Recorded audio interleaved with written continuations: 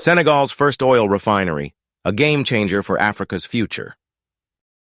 Welcome, everyone.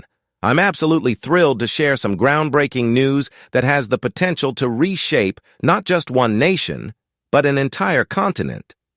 Senegal, a vibrant West African nation, has made headlines by launching its first-ever oil refinery, a move that has sent shockwaves across the globe. But this isn't just about oil. It's about power, control, and a monumental shift in how Africa is beginning to take charge of its own future.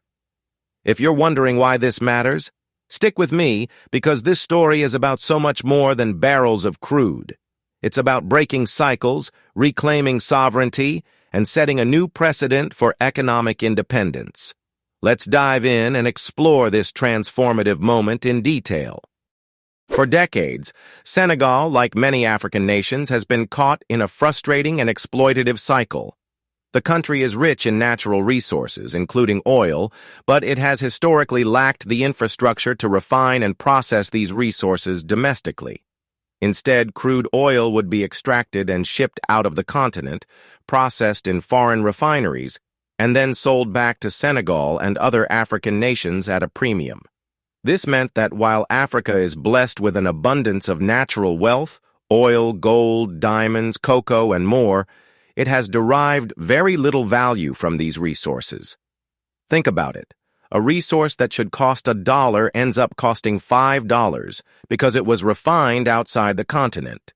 This system has kept Africa dependent on foreign nations and corporations, stifling its potential for growth, self-sufficiency, and economic prosperity. But Senegal has decided enough is enough.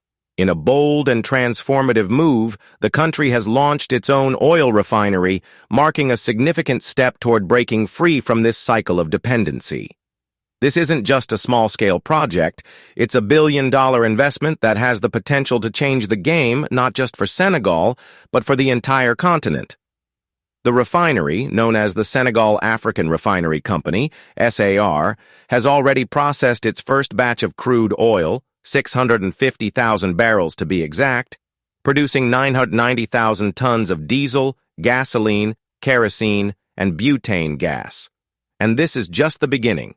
Senegal is reportedly in the midst of an additional $500 million deal to further expand its refining capacity. This is a clear signal that the country is serious about taking control of its resources and ensuring that the economic benefits stay within its borders. So, why is this such a big deal? For starters, it's about more than just oil. It's about power. Countries that control their own oil production control their economic destiny. Look at nations like Saudi Arabia and the UAE. They've built their wealth and global influence by refining and selling their own oil. For too long, African nations have been locked out of this power structure. Even countries like Nigeria, Angola, and Ghana, which are rich in oil, have had to import refined fuel because they lack the infrastructure to process it themselves. This has left them at the mercy of foreign nations and corporations who profit immensely from refining and selling oil back to Africa. Senegal's move to build its own refinery is a direct challenge to this status quo. It's a declaration that Africa no longer wants to be just a supplier of raw materials. It wants to control the entire production process. The implications of this are enormous. For Senegal, the refinery could lead to lower fuel prices, thousands of new jobs, and greater energy security. But beyond that, it's a model for other African nations to follow. Africa loses billions of dollars every year by not refining its own resources. Senegal's refinery is proof that this doesn't have to be the case. It's a blueprint for how African countries can take control of their resources, create value within their own borders, and break free from dependence on foreign players. Let's take a closer look at how Senegal got here. The journey began in 2014 when the Sangomar offshore oil field was discovered off the coast of Senegal. This discovery put Senegal on the map as an oil-producing nation, but the real game-changer came when the country decided not to follow the traditional path of exporting crude oil for refining abroad. Instead, Senegal made a power move.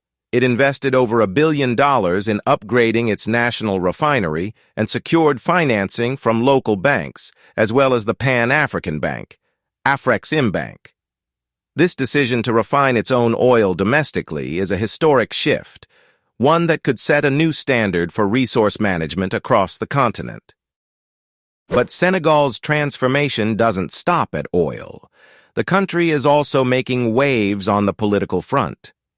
In 2024, Senegal elected its youngest president ever, Bassirou Diomaye Faye, a 44-year-old former tax inspector who has promised sweeping reforms. Since taking office, President Faye has made it clear that Senegal is reclaiming its sovereignty.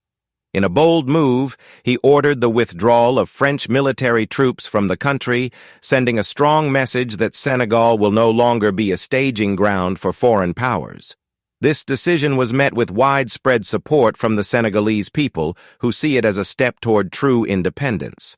President Faye has also been renegotiating oil and gas contracts to ensure that Senegal, not foreign companies, reaps the benefits of its natural resources. And on the cultural front, he's pushing for the use of indigenous languages over French in schools and government, a powerful statement of national pride and independence. What's happening in Senegal is nothing short of revolutionary. It's a story of a nation taking control of its destiny, breaking free from the chains of colonialism and economic dependence.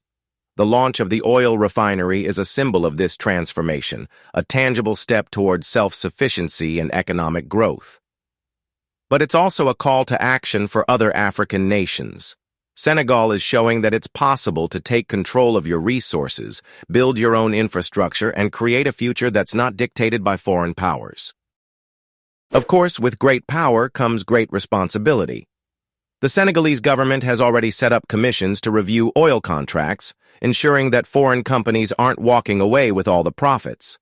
This is a crucial step, because for this move to have a lasting impact, the revenues generated from the refinery must be reinvested wisely in infrastructure, education, and even renewable energy. Senegal has the opportunity to be a leader not just in oil, but in Africa's transition to clean energy. By investing in renewable energy projects, the country can ensure that its economic growth is sustainable and inclusive. The potential ripple effects of Senegal's refinery are immense. For one, it could inspire other African nations to follow suit. Imagine a future where countries like Nigeria, Angola, and Ghana build their own refineries, creating jobs, lowering fuel prices, and keeping billions of dollars within their economies. This could lead to a continent-wide shift in how resources are managed, moving away from exploitation and toward empowerment. It could also strengthen Africa's position on the global stage, as nations take control of their economic destinies and reduce their reliance on foreign powers. But the road ahead won't be easy. Building and maintaining a refinery is a complex and costly endeavor, and Senegal will need to navigate challenges such as corruption, environmental concerns, and fluctuating oil prices. The government will need to ensure that the benefits of the refinery are distributed equitably and that the revenues are used to improve the lives of all Senegalese people. This will require strong leadership, transparency, and a commitment to long-term planning. As I reflect on this incredible story, I can't help but feel a sense of excitement and hope. Senegal's journey is a reminder that change is possible, even in the face of seemingly insurmountable challenges. It's a testament to the power of leadership, vision, and determination. And it's a call to all of us to rethink what's possible, not just for Senegal, but for the entire continent. So, what's next? Which African nation will follow Senegal's lead? Will we see more countries taking control of their resources, building their own refineries, and reclaiming their sovereignty? I'd love to hear your thoughts. Let's keep this conversation going because the future of Africa is being written right now, and it's a story we all have a stake in. Thanks for joining me on this journey, and I can't wait to see what happens next. Until then, take care, and let's keep dreaming big.